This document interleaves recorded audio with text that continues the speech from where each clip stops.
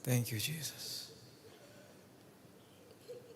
Tuhan katakan kepada saya, setiap dari saudara tidak akan luput dari kasih-Nya. Dia tahu setiap pergumulan saudara, setiap kehidupan yang ada di tempat ini tidak luput dari perhatiannya. Detik demi detikmu aku tahu, menit demi menitmu aku tahu. Aku tidak pernah berseberangan denganmu, aku ada di dalam pihakmu. Jika engkau menghendaki, aku senantiasa akan berperang bagimu.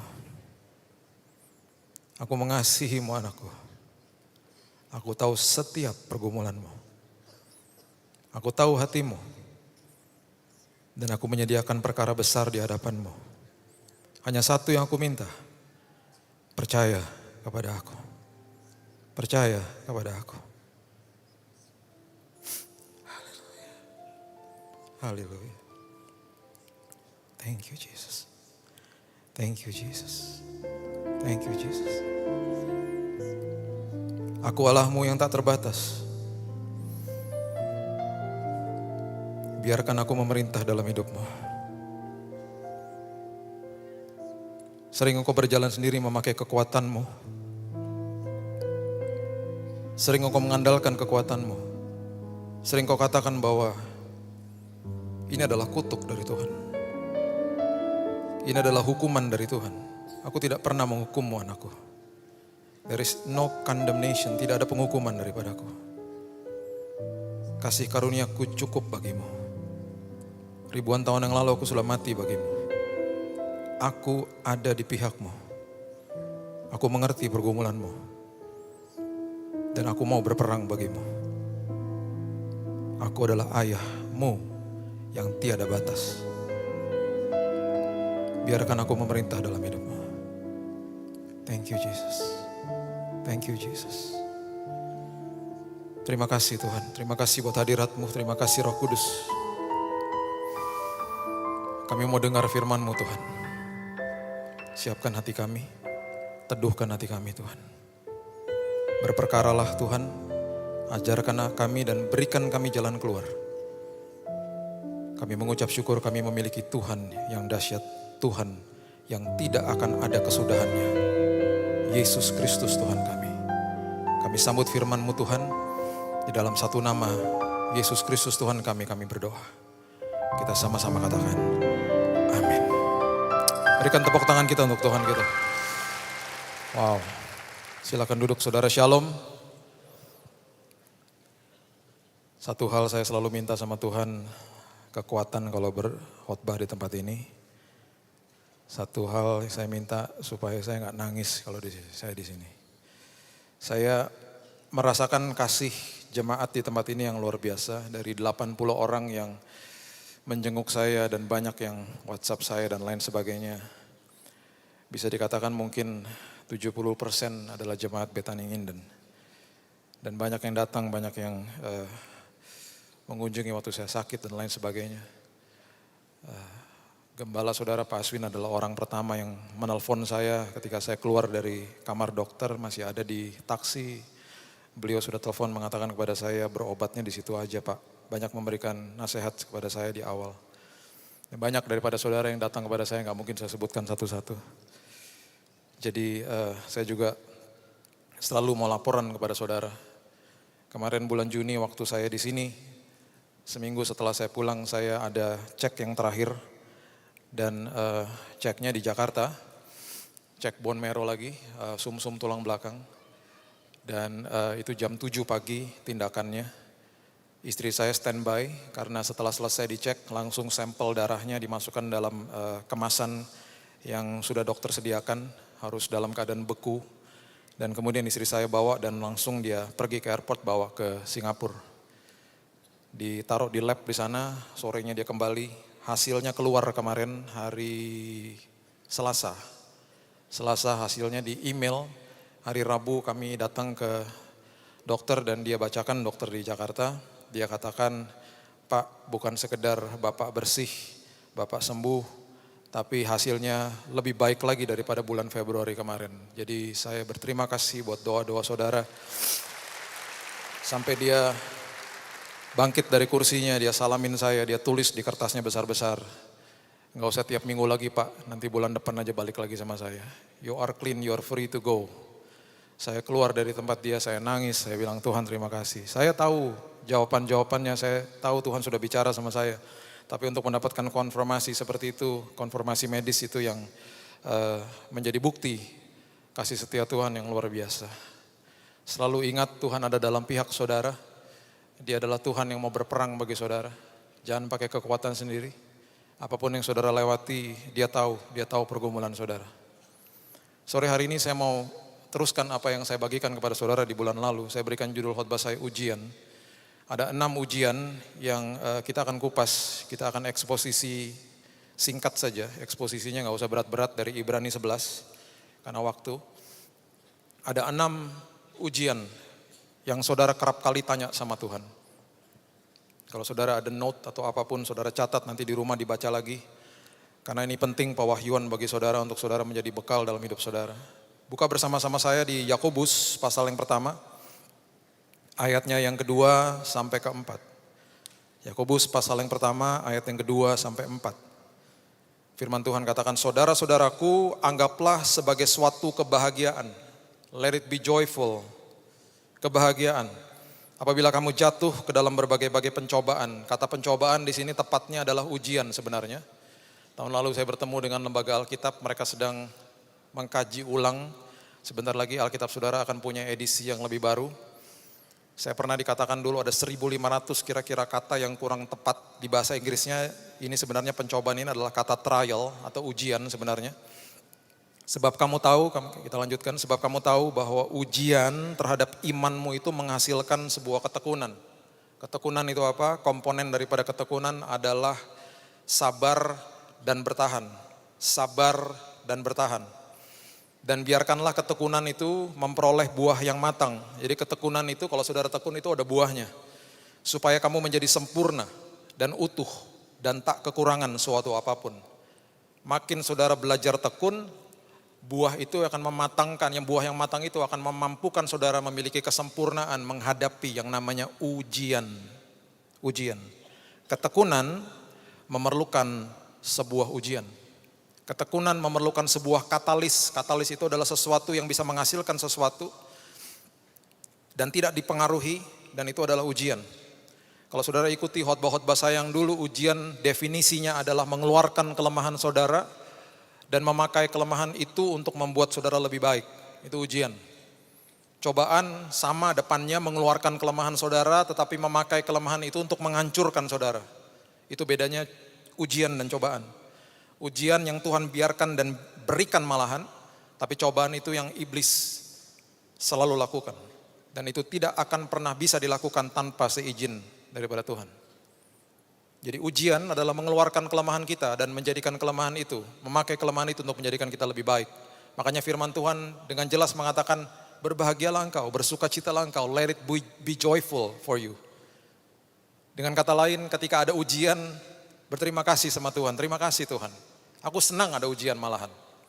Uniknya ujian itu tidak seperti di sekolah. Kalau di sekolah ada jadwalnya, kita bisa siap-siap. Kalau ujian kehidupan gak pernah ada jadwalnya. Bisa terjadi kapan saja, 1 jam, 1 bulan, 1 tahun dari sekarang. Bisa terjadi kapan aja. Oleh sebab itu kita harus siap setiap hari. Siap setiap hari. Paulus mengatakan dengan jelas di Roma pasal yang kelima, ayat yang ketiga sampai 5. Ini sebenarnya adalah ayat yang menjelaskan arti daripada sebuah berkat. Yang Yesus pernah khotbahkan. Paulus menangkap pesan ini. Dan Paulus tuliskan dengan sangat gamblang dan hebat di ayat ini sebenarnya. Yesus pernah berkhotbah, khotbah di bukit. Kalau saudara ikuti juga khotbah-khotbah saya yang dulu tentang arti berkat yang sebenarnya, itu gak ada hubungannya sama materi. Makanya kenapa kata berkat disandingkan dengan kata derita. Berbahagialah engkau, blessed are you bahasa Inggrisnya, ketika engkau dianiaya. Kata berkat disandingkan dengan kata derita. Dengan kata lain, berbahagialah engkau ketika engkau sedang mengalami kesulitan hidup. Karena ada sesuatu yang terjadi. Apa? Seringkali manusia berpikir, oh karena kesulitan saya akan hilang, aku diberkati Tuhan. Bukan. Kesulitan itu urusan aku. Itu kedaulatan aku. Pastikan di dalam proses ini, engkau yang berubah. Ketika engkau berubah, engkau sedang diberkati. Gak ada hubungannya sama materi. Kita kerdil rohani kalau masih mikirin itu. Dan seringkali akhirnya ini tidak menjadi sesuatu topik yang hangat untuk diperbincangkan atau dihotbahkan sekalipun karena ini sesuatu yang tidak terlihat. The unseen things. Damai sejahtera, sukacita, ketekunan, iman, kekudusan. Hal-hal yang gak kelihatan. Padahal Tuhan katakan kejar hal-hal itu. Nilainya eternal. Nilainya kekal. Yang kita kejar hal-hal yang terlihat toh. Untuk apa? Untuk diperlihatkan kepada orang lain. Dan justru hal-hal seperti ini yang sangat populer dihotbahkan. Dan bukan itu maksudnya. Akhirnya apa? Ujung-ujungnya apa? Kecewa. Kita mengukur Tuhan. Kita mengukur Tuhan dengan materi. Kita mengukur Tuhan dengan status, dengan identitas. Dan tanpa kita ketahui hal-hal seperti itu menjadi Tuhan kita. Kita sebut diri kita orang Kristen. Gampang kok. Kalau saudara mau cek dan recheck siapa Tuhan saudara, cek dan recheck besok pagi ketika saudara bangun pagi. Pada bingung ya. Besok kalau bangun pagi kan, melek. Ini Tuhan saudara. Pernah nggak saudara bangun pagi dan saudara abaikan dan malahan ini saudara tahu taruh jauh-jauh. Saudara katakan terima kasih Tuhan buat nafas kehidupan. Terima kasih di atasku masih ada langit rumah ini. Ada internet rumah ini. Ada atap di atasku. Terima kasih nanti siang aku masih bisa makan. Terima kasih keluargaku tersenyum hari ini. Itu cukup bagiku Tuhan. Terima kasih Tuhan aku masih punya kerjaan hari ini. Terima kasih Tuhan aku punya makanan nanti malam. Terima kasih Tuhan buat tidur nyenyak tadi malam. Walaupun gak enak-enak sedikit tadi bantalnya. Terima kasih Tuhan buat hal seperti itu. Yang ada apa? Kita cari handphone. Ya ampun posting udah 3 bulan yang like masih 2. Hal-hal yang gak penting kita cari. Hal-hal yang seperti itu yang terlihat yang kita cari. Hati-hati dengan hal seperti itu. Karena apa? Kesulitan hidup nantinya akan diperhadapkan dengan Tuhan kita. Karena kita adalah manusia yang tak berdaya. Jadi semua kesulitan hidup akan dibenturkan dengan Tuhan kita. Pertanyaannya siapa Tuhan kita? Kalau Tuhan kita identitas, saya gak heran ketika pendeta masuk ke dalam rumah sakit, saking malunya masuk ke rumah sakit, identitasnya dirahasiakan. Minder, pendeta kan gak boleh masuk ke rumah sakit. Jadi akhirnya apa? Identitas jadi dewanya, jadi Tuhannya. Ketika harta menjadi Tuhan kita, apapun masalah kita akan benturkan dengan harta. Kita pikir harta menjadi solusinya. Tidak akan pernah terjadi. Tapi ketika Tuhan menjadi Tuhan atas hidup saudara, apapun masalah saudara, saudara tinggal tidur nyenyak malam hari. Kau akan bicara dengan apapun yang terjadi. Saya bicara sama kanker saya, nanti malam kau bicara sama papaku. Ayahku adalah ayah yang tak terbatas, aku mau tidur nyenyak. Dari hari pertama sampai terakhir, saya tidak pernah gak tidur, selalu tidur. Karena apa? Karena tahu siapa Tuhan saya. Hati-hati dengan hal-hal yang terjadi di sekitar kita. Makanya Yesus dengan sangat gamblang, dengan luar biasa. Kemudian diteruskan oleh Paulus, dia katakan berbahagialah engkau ketika engkau sedang dianiaya. Karena harus kau pastikan bahwa engkau yang berubah. That is the meaning of blessing. Artinya makarios, berbahagia aku. Nah Paulus akhirnya menangkap hal ini dan kemudian ditulis seperti ini. Roma pasal yang kelima ayat yang ketiga mengatakan begini. Dan bukan hanya itu saja, kita malah bermegah juga dalam kesengsaraan kita. Karena kita tahu bahwa kesengsaraan itu menimbulkan ketekunan. Kesengsaraan adalah faktor eksternal. Kesengsaraan ujian adalah faktor eksternal. Saudara dan saya gak bisa kontrol.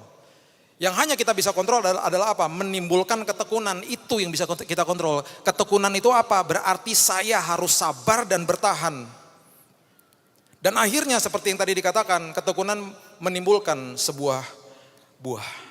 Dan ketekunan menimbulkan yang namanya tahan uji, bahasa Inggrisnya karakter. Karakter itu adalah buah dari ketekunan. Kalau mau punya karakter seperti Kristus, bertahan, sabar, tekun di dalam ujian. Nanti buahnya tahan uji, buahnya karakter. Alkitab The Message mengatakan dengan sangat hebat.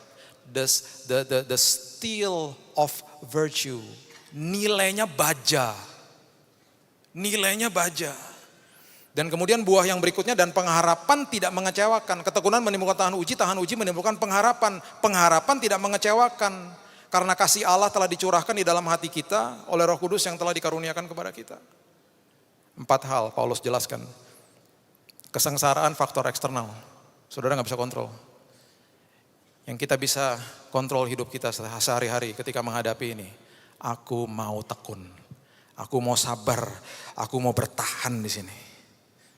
Ketika itu aku lakukan, nanti akan keluar yang namanya tahan uji. The character, the steel of virtue. Dan aku akan punya pengharapan. Jadi kalau orang bertanya sama saya, kok bisa Pak tahan kemarin Pak? Kok bisa Pak punya pengharapan? Aku pastikan aku tekun ketika menghadapi kesulitan hidup. Tekun baca firman, tekun dengar suaranya dia. Tekun mencari apa yang Tuhan mau aku lakukan.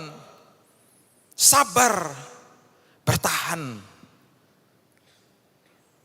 Tanpa saya sadari ketika ada masalah datang, ada vonis yang makin berat dan lain sebagainya. Karakter itu keluar, tahan uji itu keluar dengan sendirinya. Buahnya keluar. Buahnya makin sempurna, pengharapan keluar. Dan ketika itu semuanya menjadi buah yang matang, aku tidak kekurangan Tuhan. Itu cukup bagiku. Aku yang diubahkan, masalahku itu Tuhan yang atur. Itu yang Paulus tangkap. Dan dia jelaskan secara luar biasa. You are being blessed. Kamu diberkati ketika hidupmu diubahkan. Ibrani pasal yang ke-11. Ujian yang pertama adalah ujian yang sering kali kita tanya kepada Tuhan. Apa ini Tuhan? Itu yang pertama. Apa ini Tuhan? Ada lembaran yang baru yang Tuhan mau berikan dalam hidup kita. Kita tanya, apa nih Tuhan? Tanggal 10 Desember ketika saya mulai kolaps dan masuk rumah sakit, saya tanya, apa nih Tuhan? Dibelokin semuanya. Semua rencana, semua rancangan, semua yang rutinitas dibelokin sama Tuhan. Ada lembaran baru yang aku mau siapkan dalam hidupmu. Pertanyaannya begitu, apa nih Tuhan? Bingung. Ibrani 11 ayat 7 mengatakan, karena iman, maka Nuh dengan petunjuk Allah tentang sesuatu yang belum kelihatan, dengan taat mempersiapkan bahtera untuk menyelamatkan keluarganya. Dan karena iman itu ia menghukum dunia. Dan ia ditentukan untuk menerima kebenaran sesuai dengan imannya. Saudara, Nuh ini mempertaruhkan nama baik legenda keluarganya. Sedang membangun bahtera pun sudah diolok-olok. Mungkin saat itu gak kepikir, kalaupun ada yang namanya air bah atau banjir, masa sampai setinggi itu, sampai Alkitab mendokumentasikan tidak ada satupun binatang yang hidup kecuali ikan. Sampai burung pun tidak bisa hidup. Berarti apa? Air itu melebihi pucuk daripada daratan atau pohon yang tertinggi pada saat itu. Sehingga tidak ada tempat untuk bertengger bagi burung-burung itu.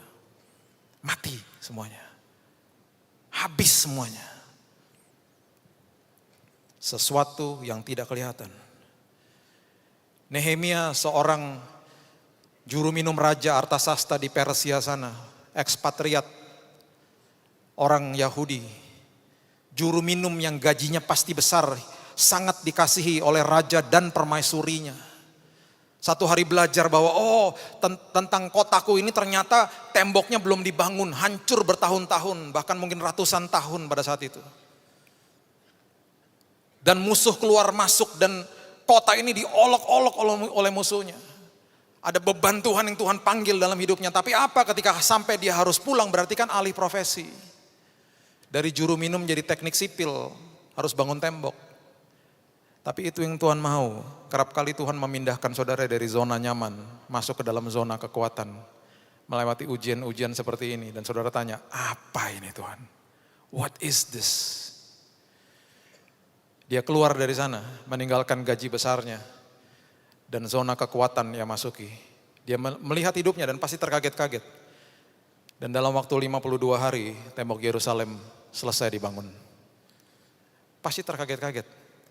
Membangun menggalang tim yang luar biasa sampai ketika pembangunan itu terjadi pun sedang dilakukan. Musuh tidak bisa masuk karena apa? Ada tim yang jaga sambil membangun sampai pegang senjata dan lain sebagainya. Itu semuanya arahan daripada Nehemia, sang juru minum. Juru minum. Pertanyaan saya kepada Tuhan, apalagi Tuhan yang Tuhan mau aku lakukan? Stop dari yayasanmu, full time mengajar. Oke Tuhan, 19 tahun saya di yayasan saya dan saya harus resign. Saya bilang sama keluarga saya bilang selesai. Ini waktunya sudah selesai. Saya tetap akan ke sana. Tapi saya tidak bisa lagi tiap hari ke situ. Lembaran baru. Lembaran baru. Dan seringkali dalam pertanyaan-pertanyaan seperti ini, kita minta penjelasan daripada Tuhan. Di dalam tes ini, yang saudara butuhkan bukan penjelasan Tuhan, tapi penyertaan daripada Tuhan. Seringkali saudara minta penjelasan, Tuhan gak pernah kasih. Penyertaan Tuhan yang saudara butuhkan. Iman adalah berhadapan dengan masa depan tanpa tahu apa-apa. Tes yang kedua yang seringkali kita bertanya kepada Tuhan adalah, mau kemana Tuhan? Mau kemana Tuhan? Where are we going? Kemana Tuhan? Mau dibawa kemana nih pelayanan saya? Mau dibawa kemana nih Tuhan bisnis saya? Mau dibawa kemana nih hidup saya? Ibrani pasal yang ke-11 ayat 8 mengatakan begini. Karena iman Abraham taat ketika ia dipanggil untuk berangkat ke negeri yang akan diterimanya menjadi milik pusakanya. Lalu ia berangkat dengan tidak mengetahui tempat yang ia tujui. Menarik. Tuhan memberikan arah, tapi tujuannya Tuhan tidak kasih tahu. Tuhan memberikan arah, tujuannya Tuhan tidak kasih tahu. Dari kota Ur, di sekitar Mesopotamia, Irak, Iran sana, di umur ke-75 tahun, dia harus packing semua barang-barangnya. Dan ini adalah orang kaya, yang punya ajudan banyak, ternak banyak, hartanya juga banyak. Jadi secara logistik pun, orang ini untuk pindah ini tidak gampang. Dan berjalan dengan betul-betul iman ini gak gampang. Dan apalagi ketika ditanya sama semua orang yang ada di sekitarnya, dan pasti banyak orang beserta dengan dia, mau kemana Pak? Arahnya sih ke sana, saya nggak tahu mau kemana. Saudara, akan banyak pintu yang tertutup bagi saudara dalam perjalanan hidup ini. Dan ketika banyak pintu tertutup, berterima kasihlah kepada Tuhan, karena itulah sekolah kehidupan. Akan lebih banyak pintu yang tertutup daripada pintu yang terbuka, karena Tuhan mau saudara belajar. Nanti ada pintu tertutup karena saudara dikecewakan sama orang. Ada pintu tertutup karena saudara ditipu sama orang. Ada pintu tertutup karena saudara dikecewakan sama orang terdekat saudara. Ada pintu-pintu yang tertutup, kesempatan-kesempatan yang tertutup. Karena Tuhan tahu di balik itu semuanya ada bahaya bagi saudara.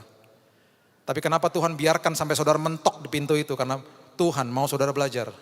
Belajar ngampuni, belajar menangani kekecewaan. Belajar untuk betul-betul tidak punya kepahitan dalam hidup ini. Belajar dan belajar dan belajar, dan nanti ketika saudara siap setelah pembelajaran itu, ada 1-2 pintu yang terbuka, dan itu breakthrough, dan itu terobosan. Dan ketika saudara buka, saudara melihat hal-hal yang saudara tidak pernah pikirkan sebelumnya. Kok bisa Tuhan saya dapat ini? Tapi di saat itu saudara sudah siap. Karena apa? Tekun. Di semua perjalanan saudara tekun, bertahan, sabar. Karakternya dibentuk, tahan ujinya dibentuk. Pengharapannya dibentuk sama Tuhan. Di saat itu nanti pintu-pintu baru dibukakan sama Tuhan. Cuman perlu 1 pintu kok bagi Tuhan untuk membukakan untuk saudara menikmati perkara yang besar dalam hidup ini. Tapi jangan kaget kalau banyak pintu yang tertutup. It's okay. Itulah Tuhan kita. Dia mau kita belajar. Dibutuhkan arah. Dan oleh sebab itu makanya kapal itu bisa diarahkan dengan setirnya kalau kapal itu bergerak.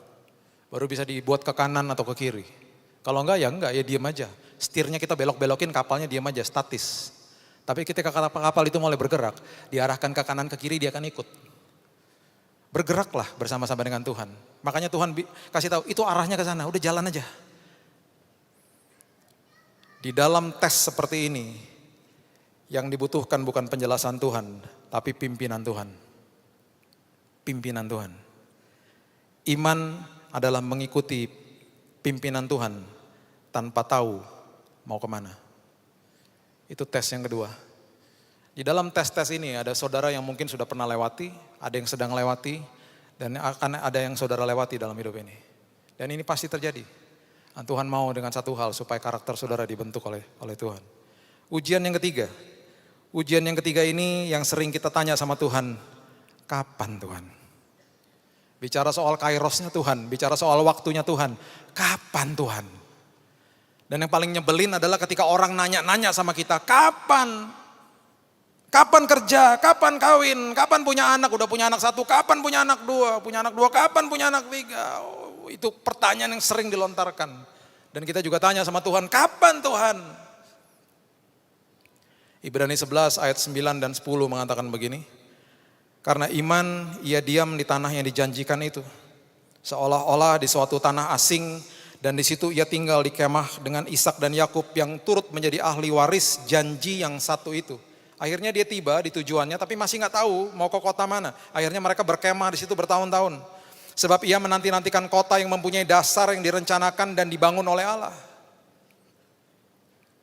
Udah sampai di situ kemudian nanya Tuhan, kapan Tuhan? Kapan? Katanya janjinya ada di sekitar sini, kapan? The when test, kapan Tuhan?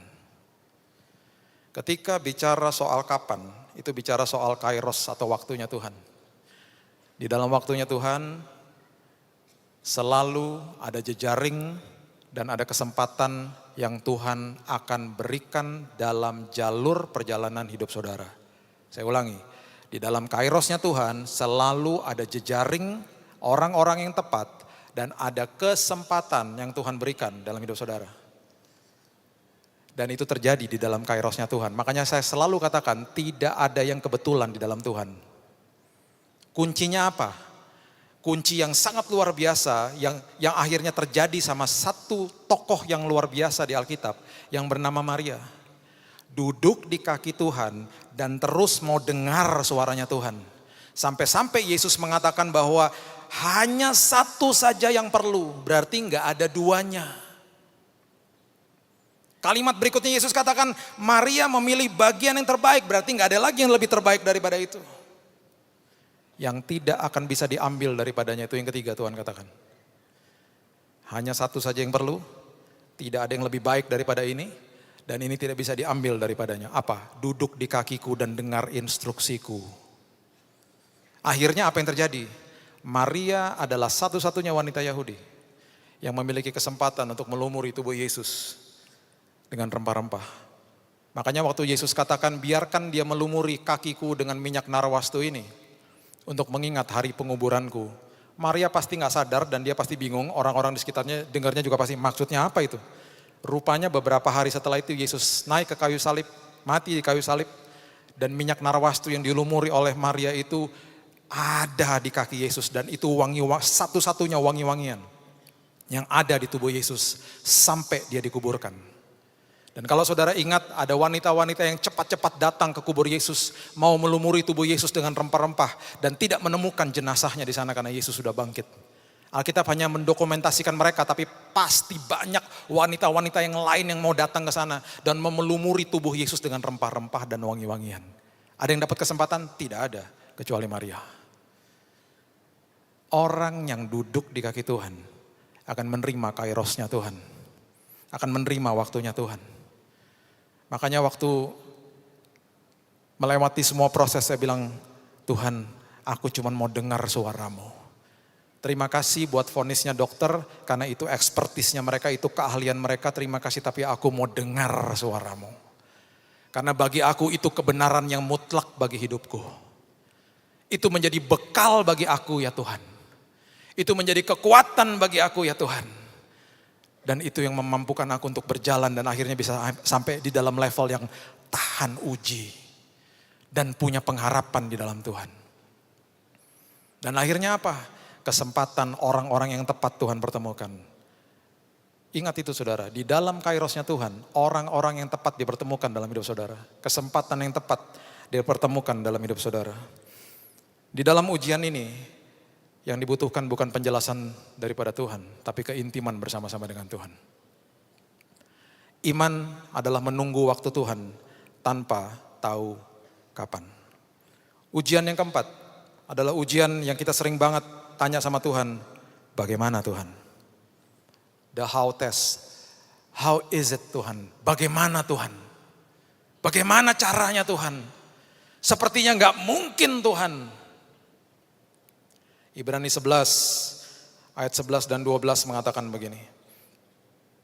Karena iman ia juga dan Sarah beroleh kekuatan untuk menurunkan anak cucu. Walaupun usianya sudah lewat, karena ia menganggap dia yang memberikan janji itu setia.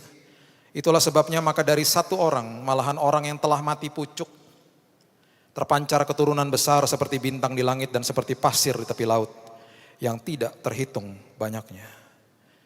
Abraham mengatakan perkara-perkara ini di umur ke-99. Dan di umur ini dia sudah dijuluki sebagai the father of all nation. Bapa atas segala bangsa. Dan lucunya dan ironisnya pasti ketika orang tanya, hah? Namamu siapa? Bapa atas segala bangsa. Umurmu berapa? 99. Anakmu berapa? Gak punya. Bagaimana Tuhan? Alkitab dengan jelas mengatakan Sarah sudah mati haid. Bagaimana Tuhan? Di umurnya yang ke-100 dan waktu Sarah umur 91, lahirlah Ishak. Makin tidak mungkin, Tuhan makin suka. Makanya makin dengar hal-hal yang tidak enak, kemuliaan Tuhan akan terus dipermuliakan. Makin sulit, Tuhan makin suka.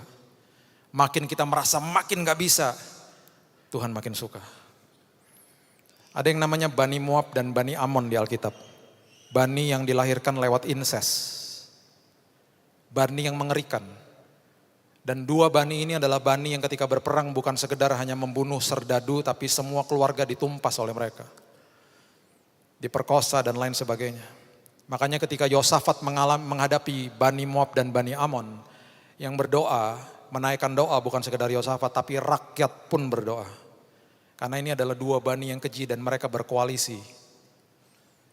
Dan pasti mereka tanya sama Tuhan, Tuhan, apakah kami harus panggil aliansi negara-negara seberang? Tuhan tidak pernah katakan yes. Apakah kami harus bawa senjata? Tuhan katakan tidak. Jadi harus kami lakukan apa Tuhan? Tuhan hanya pesan satu, majulah dengan ucapan syukur. Bergetar gak lututnya? Pasti. Lutut saya pernah bergetar ketika divonis, pernah. Tapi terus pesan Tuhan mengatakan begini, maju dengan ucapan syukur. Maju dengan ucapan syukur. Jadi kalau saudara pernah tanya sama saya, pernah komplain Pak, pernah bersungut-sungut? Tidak pernah. Tidak pernah. Dan justru itu menjadi kekuatan. Kalau saudara pelajari, saya pernah khotbahkan the power of thanksgiving. Ketika ada ucapan syukur, selalu hadirat Tuhan turun. Dan ketika hadirat Tuhan turun, selalu hadirat itu membawa yang namanya, saya suka sebut namanya pas pampres. Malaikat yang paling dekat dengan hadirat Tuhan. Yang selalu menjaga hadirat Tuhan. Bukan Michael, namanya kerub. Dan kerub ini adalah malaikat yang punya 4 sisi mukanya. Berderu-deru kalau berjalan dan ada bara api di badannya. Mereka yang menjaga hadirat Tuhan. Makanya ketika manusia diusir dari taman, pada awalnya yang menjaga taman itu adalah malaikat kerub. They are the chosen one, the closest. Makanya waktu imam masuk ke dalam ruang maha suci, yang menjaga tabut perjanjian, the Ark of Covenant, itu kerubs. Bukan Michael, kerubs. Dan ketika malaikat ini turun bersama dengan hadirat Tuhan, ini yang saya waktu baca tentang cerita daripada Yosafat, nanti saudara bisa baca di rumah di 2 Tawarikh 20. Itu bani, dua bani yang mengerikan ini, pasti mendengar deru daripada malaikat ini. Karena ucapan syukur yang dinaikkan. Mereka maju dengan ucapan syukur.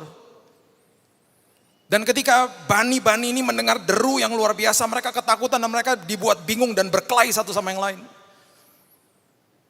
Dan mati, bangkainya berhantaran di mana-mana, tidak ada satupun yang tersisa, Alkitab katakan. Yosafat dan bangsanya memerlukan 3 hari untuk menjarah barang-barang mereka. Kabar baik bagi saudara, hadapi ujian kesulitan hidup ini dengan ucapan syukur. Bukan sekedar kemenangan ada dalam pihak saudara. Di balik itu semuanya ada berkat menanti bagi saudara. Jadi tenang aja, Tuhan di pihak saudara. Dan saudara pasti menang. Maju dengan ucapan syukur, thanksgiving. Itu besar kuasanya. Dan ketika saya biasakan hidup saya, melewati hari-hari sulit saya dengan thanksgiving, dengan ucapan syukur. Tanpa saya harus cari-cari kekuatan dan lain sebagainya. Itu lahir karena saya percaya itu buah yang luar biasa yang saya katakan. The steel of virtues. Karakter yang baja akhirnya. Akhirnya dengar-dengar vonis apapun dari dokter sudah biasa. Gak apa-apa, nanti malam saya mau tidur karena saya katakan kepada kanker saya, berhadapanlah engkau dengan papaku yang luar biasa ini. Aku mau tidur. Dan ketika saudara tahu siapa Tuhan saudara, saudara harus yakin satu hal, kemenangan dalam pihak saudara karena dia akan berperang bagi saudara. Yang dibutuhkan di dalam tes ini, tes yang saudara tanya bagaimana, yang dibutuhkan adalah ucapan syukur bukan penjelasan daripada Tuhan. Iman adalah menunggu mujizat tanpa mengetahui bagaimana. Tes yang kelima, bagi saya ini adalah tes yang mungkin paling sulit karena Yesus pun bertanya tentang hal ini. Tes yang berikutnya adalah tes yang sering kali kita tanya kepada Tuhan. Kenapa Tuhan? Kenapa Tuhan? Why? Why? Kenapa Tuhan? Matius pasal yang ke-27 ayat 46. Contoh yang paling jelas. Yesus pun bertanya hal ini. Matius 27 ayat 46. Kira-kira jam 3 berserulah Yesus dengan suara nyaring. Eli, Eli lama sabachthani, artinya Allahku, Allahku. Mengapa? Why have you forsaken me? Mengapa engkau meninggalkan aku? Seringkali kita bertanya hal itu kepada Tuhan. Di minggu pertama ketika saya diagnosa, istri saya bertanya kepada Tuhan. Kenapa Tuhan? Kami sudah melayani Tuhan puluhan tahun. Hidup kami berikan untuk Tuhan. Kenapa Tuhan? Saya sempat bilang sama dia, jangan sampai terintimidasi sama iblis. Jangan sampai dia tuduh pikiranmu dengan penghukuman dan lain sebagainya. Karena itu bukan dari Tuhan. Sah-sah saja kita tanya sama Tuhan. Tapi jangan isi pikiran kita dengan pikiran negatif. Hati-hati dengan hal seperti itu. Karena yang iblis lakukan adalah penuduhan, penghukuman. Nanti di terakhir saya berikan ayatnya kepada saudara. Ibrani pasal yang ke-11, ayat 17-19 mengatakan begini. Ibrani pasal yang ke-11, ayat 17-19 mengatakan, karena iman, maka Abraham tatkala ia dicobai mempersembahkan Ishak. Ia yang telah menerima janji itu rela mempersembahkan anaknya yang tunggal. Walaupun kepadanya telah dikatakan keturunan yang berasal dari Ishak lah yang akan disebut keturunanmu.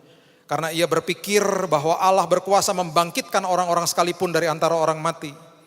Dan dari sana ia seakan-akan telah menerimanya kembali. Pernahkah saudara berpikir karena Alkitab hanya menulisnya, hanya mendokumentasikan di Kejadian 22 dikatakan Abraham mengikat Ishak, Ishak ditaruh di tempat korban dan lain sebagainya. Pernahkah saudara berpikir Ishak ini sudah cukup mengerti? Sudah teenager remaja mungkin dan dibawa ke atas bukit sama bapaknya. Dan sempat Ishak bertanya, mana Pak korbannya? Nanti Tuhan akan sediakan. Dan ketika mungkin Abraham cari-cari kok nggak ada dan lain sebagainya. Pasti ada momen-momen ketika dia mulai pegang tangan anaknya dan dia mulai ikat tangan anaknya. Itu pasti ada momen-momen yang tidak enak.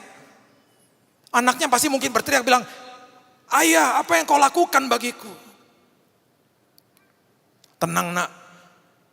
Kita nggak tahu dia bilang apa. Tenang nak, nanti kalaupun kamu mati, nanti kamu akan dihidupkan kembali dan lain sebagainya dengan tangisan mungkin. Anaknya mungkin bingung lihat papanya begitu. Dan anaknya sudah mendengar mungkin bahwa dia adalah satu-satunya yang akan melahirkan bangsa yang besar. Dan ini kan nggak selesai begitu aja. Waktu setelah betul-betul Tuhan bicara lewat malaikatnya dan akhirnya ada korban yang disediakan. Waktu anak ini dilepaskan dan turun dari bukit, menemui kedua bujangnya dan kembali kepada ibunya, apa nggak ngadu itu anak sama ibunya? Itu ayah tadi mau mengorbankan aku, apa nggak ribut itu suami istri? Kamu tuh nggak mikir ya? Aku nih udah umur 91 punya anak, mau kamu korbankan, mau kamu matiin ya anak. Ini kan cerita behind the scene yang kita nggak pernah mengerti mungkin. Nggak semudah itu proses itu. Why Lord? Kenapa Tuhan? Kenapa Tuhan? Di dalam hal-hal seperti ini yang dibutuhkan adalah hadirat Tuhan, bukan penjelasan Tuhan. Iman adalah percaya akan rencana Tuhan tanpa mengetahui kenapa. Dan tes yang terakhir adalah tes yang seringkali kita bertanya kepada Tuhan, berapa lama Tuhan? Berapa lama aku harus sakit seperti ini? Berapa lama Tuhan aku harus mengalami ini? Berapa lama aku harus tinggal di dalam pernikahan ini Tuhan? Capek Tuhan. Capek Tuhan. Ibrani 11 ayat 24 sampai 27 mengatakan begini. Karena iman maka Musa setelah dewasa menolak disebut anak putri Firaun. Karena ia lebih suka menderita sengsara dengan umat Allah daripada untuk sementara menikmati kesenangan dari dosa. Ayat 26, ia menganggap penghinaan karena Kristus sebagai kekayaan yang lebih besar daripada semua harta Mesir. Sebab pandangannya ia arahkan kepada upah. Karena iman, maka ia telah meninggalkan Mesir dengan tidak takut akan murka raja. Ia bertahan sama seperti ia melihat apa yang tidak kelihatan. Apa yang tidak kelihatan. Saudara bertahan, sabar, dan tekun. Dan ketika kita terus lakukan ini, lihat, nanti akan timbul yang namanya tahan uji, karakter ilahi, pengharapan di dalam Tuhan. Berapa lama Tuhan? Berapa lama Tuhan? Yang dibutuhkan ketika ini terjadi bukan penjelasan dari Tuhan, tapi janji Tuhan. Ada 7.000 lebih janji Tuhan di dalam firman Tuhan. Saya nggak katakan saudara nggak boleh diminta doa sama hamba-hamba Tuhan. Jangan kultuskan hamba Tuhan. Janji Tuhan sudah tertulis di situ. Banyak orang tanya sama saya, gimana Pak? Gimana Pak? Jelaskan sama saya Pak, masalah saya Pak. Kalau Tuhan nggak jelasin sama kamu, apalagi saya. Tapi yang saya bisa bilang sama kamu dan katakan kepadamu, itu semua janji ada 7.000 lebih, itu sudah tertulis di situ. Kutip aja, perkatakan firman setiap hari, beres kamu. Firman itu hidup kok. Firman yang tertulis itu bukan hanya buat saya, buat saudara dan semua kita. Kadang-kadang kita susah mengerti kasih Tuhan atas hidup ini karena kita anggap itu general. Dan mungkin di dalam otak kita yang mungkin kita nggak sadari, kita mungkin berpikir bahwa masa sih Tuhan, sekian banyak orang, jutaan orang Tuhan, miliaran orang, masa saya tuh Tuhan tahu sih? Dia tahu setiap detik dari hidup saudara.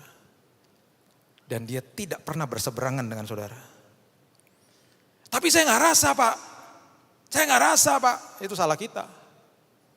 Coba saudara pasang radio di sini, pasti nyala. Karena di sini ada gelombang radio yang saudara nggak bisa lihat. Tuhan selalu ada. Kalau kita nggak rasa ya salah kita. Dan Tuhan nggak bisa diukur sama rasa-rasa, sama perasaan nggak. Tuhan selalu ada. Tuhan selalu ada. Iman adalah terus konsisten tanpa tahu kapan ujian akan selesai. Semua ketakutan dan kekhawatiran adalah kesalahpahaman tentang janji-janji Tuhan. Saya ulangi, ketakutan dan kekhawatiran adalah kesalahpahaman tentang janji-janji Tuhan. Tanggal 25 waktu saya divonis tidak bisa berangkat ke Israel, saya pulang ke rumah, saya belum tahu saya sakit apa. Saya bilang sama anak saya dan anak saya yang kedua nangis karena dia bilang aku nggak liburan berarti Dad. Saya bilang sorry sayang, sorry. Udah 1 tahun lebih dia nggak liburan. Itu momen yang dia nanti-nantikan.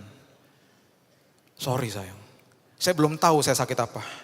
Tapi saat itu saya marah sama iblis, saya bilang kurang ajar kamu. Kamu mencuri waktuku dengan keluargaku. Saya peluk dia.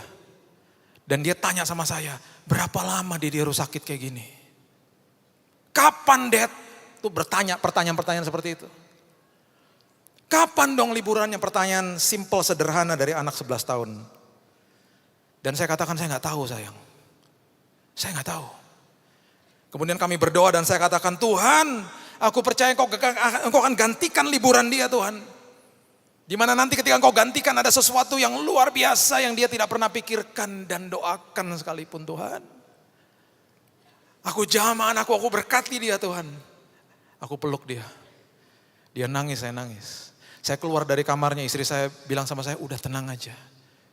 Karena istri saya tahu, saya begitu sensitif kalau menghadapi anak-anak saya. Dan kemudian saudara tahu ceritanya bulan Januari saya didiagnosa dan lain sebagainya. Dan dokter sudah katakan 6 kali Pak. Kalau 6 kali berarti saya hitung-hitung dari Januari, wah selesainya Agustus. Dan kemudian mujizat terjadi, bulan Februari dinyatakan bersih. Dan treatment yang ketiga, dokter di Indonesia katakan udah Pak, stop Pak. Dokter Singapura bilang 1 kali lagi Pak. Oke, selesai bulan Mei. Bulan Mei selesai, istri saya bilang begini, selesai ya, pas liburan anak-anak nih. Iseng-iseng masukin visa Australia. Semuanya berjalan begitu cepat, tiba-tiba ada teman datang ke rumah. Kairosnya Tuhan tuh, dipertemukan dengan orang dan kesempatan yang tepat. Datang teman ke rumah, tanpa diundang lagi, main-main ke rumah. Lah lagi ngapain? Dia sahabat istri saya. Lagi ngurus visa. Lagi cari-cari aja tiket murah, juga belum tentu berangkat kok, cuma mau lihat-lihat aja. Ke tempatku aja, ke Melbourne.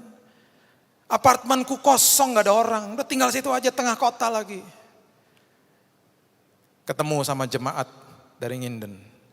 Pak, ke situ aja Pak, ada gereja Indonesia, saya kenalin teman baik saya Pak. Pelayanan di sana Pak, jemaat di sana mau ketemu Bapak, oke. Berjalan begitu cepat rencananya dan berangkat. Ketemu beberapa jemaat Betani juga sempat di sana. Di akhir perjalanan yang punya tempat datang. Dia bilang udah hari terakhir, yuk main ski yuk. Anak saya yang paling kecil nih gak pernah main ski, dia ajak ke gunung. Ski amatiran, jatuh-jatuh terus. Dia gulung-gulung di salju. Saya bilang gini, kamu ingat gak tanggal 25 Desember lalu, kita doa di kamarmu. Dia liatin saya begini, iya. Kamu ingat? Iya. Kamu lagi alami sekarang, Tuhan lagi gantikan liburanmu. Kamu tahu kalau sampai Dedi kemarin 5 kali aja treatmentnya, lewat nih liburan kamu lagi. Kok bisa Tuhan stop di bulan Mei? Tuhan tahu yang terbaik bagi kamu. Di dalam kairosnya Tuhan, di dalam waktunya Tuhan, kesempatan jejaring yang tepat Tuhan siapkan bagi saudara. Dan di balik itu semuanya ada berkat menanti bagi saudara. Sah-sah saja menanya tentang tes-tes ini. Sah-sah saja saudara tanya apa, kemana, kapan, bagaimana, kenapa dan berapa lama Tuhan. Sah-sah saja. Tapi stop minta penjelasan dari Tuhan.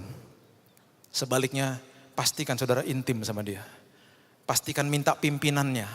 Pastikan minta arahan daripada dia. Pastikan saudara ucap syukur. Pastikan memegang janji-janji Tuhan. Dan lihat ada perkara besar Tuhan akan siapkan bagi saudara. Ayat terakhir saya berikan kepada saudara, ini preview buat nanti. Saya akan ajarkan saudara lebih dalam lagi. Roma pasal yang ke-8 ayat yang pertama mengatakan begini. Roma pasal yang ke-8 ayat pertama. Demikianlah sekarang tidak ada penghukuman bagi mereka yang ada di dalam Kristus Yesus. Bahasa Inggrisnya adalah condemnation atau penuduhan. Stres itu adalah level yang paling akut. Akarnya itu adalah penghukuman atau yang saya sebut penuduhan, dituduh sama iblis. Dan dia tuduh saudara atas apapun dosa yang pernah saudara lakukan. Dan dia mulai katakan kepada saudara, saudara tidak layak, saudara tidak akan sembuh, saudara akan terus mengalami hal seperti ini, engkau akan mandek seperti begini, engkau tidak layak dan lain sebagainya. Itu penuduhan yang dia berikan dan lontarkan di dalam pikiran saudara. Itu initial stage, awalnya. Makanya di Roma dikatakan there is no condemnation, hati-hati dengan hal ini.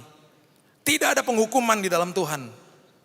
Paulus jelaskan seperti ini, karena apa? Kalau saudara percaya sama condemnation, penghukuman dan penuduhan ini, mulai naik level yang berikutnya adalah apa? Khawatir, anxiety. Tanpa kita sadari kemudian ketika melewati masalah-masalah hidup, kesulitan hidup, naik lagi level yang paling yang ada di atasnya apa? Takut, fear. Dan akhirnya menjadi level yang paling akut, stres. Di apapun masalah hidup saudara, apapun ujian kehidupan yang saudara lewati, perkatakan there is no condemnation, there is no anxiety, there is no fear. Tidak ada ketakutan, tidak ada kekhawatiran, tidak ada penghukuman, penuduhan dalam hidupku. Tidak stres. Aku perkatakan damai sejahtera Tuhan, aku perkatakan sukacita melebihi akal budi yang melingkupi pikiran dan hidupku. Perkatakan itu dalam hidup saudara. Tuhan tidak pernah berseberangan dengan saudara. Tuhan tidak memberikan penyakit. Tuhan tidak menghukum saudara. Karena apa? It is finished, sudah selesai. Kasih karunia cukup bagi saudara. Sudah selesai. Saudara pergi ke ilmu psikolog atau psikiatris yang paling hebat pun, dasarnya apa? Paling akar-akarnya gak pernah disebut condemnation. Hanya Alkitab yang menjelaskan itu. Ilmu psikolog ujungnya dasarnya menjelaskan hanya apa? Khawatir. Jangan khawatir ya, nanti kalau khawatir nanti akan jadi takut jadi stres, nanti sakit. Hanya Alkitab yang membahas akar yang terdalam. condemnation. Makanya self-talk itu bahaya. Orang yang paling banyak bicara dengan diri saudara adalah saudara sendiri. Diri kita sendiri. Dan kalau kita tidak memegang kebenaran, 80% yang kita bicara sama diri kita sendiri, isinya sampah, isinya kebohongan, isinya penuduhan iblis, isinya kamu tidak layak, kamu dosa, ini gara-gara kamu dosa, kamu jadi begini dan lain sebagainya. Tuhan sudah menyediakan kemenangan bagi saudara. Tuhan ada di pihak saudara dan Tuhan mengasihi saudara. Setiap dari saudara, dia tahu pergumulanmu. Lewati ujian ini, dan ini adalah kuncinya, baca ulang, dan saya percaya kemenangan ada dalam pihak saudara. Berikan tepuk tangan kita untuk Tuhan kita yang luar biasa. Terima kasih Tuhan. Bapak terima kasih buat sore yang indah ini. Sebentar kami akan ambil perjamuan dalam ibadah ini Tuhan. Persiapkan hati kami. Dan dengan perjamuan ini kami akan mengingat tentang karya Tuhan yang besar dalam hidup kami. Ribuan tahun yang lalu Engkau telah menyediakan kesembuhan bagi kami. Ribuan tahun yang lalu Engkau telah menyediakan keselamatan bagi kami. Engkau telah menyediakan penebusan bagi kami. There is no condemnation. Tidak ada penuduhan penghukuman bagi kami Tuhan. Dan justru ketika kami menghidupi hidup ini Tuhan, yang ada adalah damai sejahtera dan sukacita Tuhan yang melingkupi hidup ini. Kami akan melewati tes-tes ini Tuhan. Dan seringkali kami akan bertanya apa, kemana, kapan Tuhan, bagaimana Tuhan, kenapa Tuhan, berapa lama Tuhan. Sah-sah saja kami bertanya ini. Tapi kami tidak butuh penjelasan, yang kami butuh adalah keintiman dengan Tuhan. Yang kami butuh adalah pimpinan-Mu ya Tuhan. Yang kami butuh adalah iman, yang kami butuh adalah penyertaan Tuhan, perlindungan Tuhan. Yang kami butuh adalah janji-janji Tuhan dalam hidup ini. Dan kami begitu percaya Tuhan, bahwa apapun yang kami lewati itu tidak kebetulan.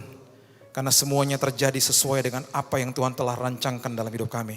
Rancangan yang terbaik, rancangan yang penuh dengan damai sejahtera.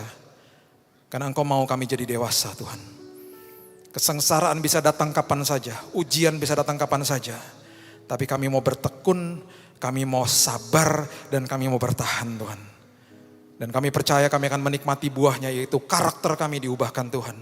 Menjadi tahan uji Tuhan. Dan penuh dengan pengharapan. Meteraikan firman ini sedalam-dalamnya ya Tuhan. Dan persiapkan hidup kami Tuhan terus setiap hari. Dan kami percaya kami sudah menang karena Tuhan ada di pihak kami. Terima kasih Bapa. Hanya di dalam satu nama, Yesus Kristus Tuhan kami. Kami sudah berdoa dan mengucap syukur. Kita sama-sama katakan, amin. God bless you.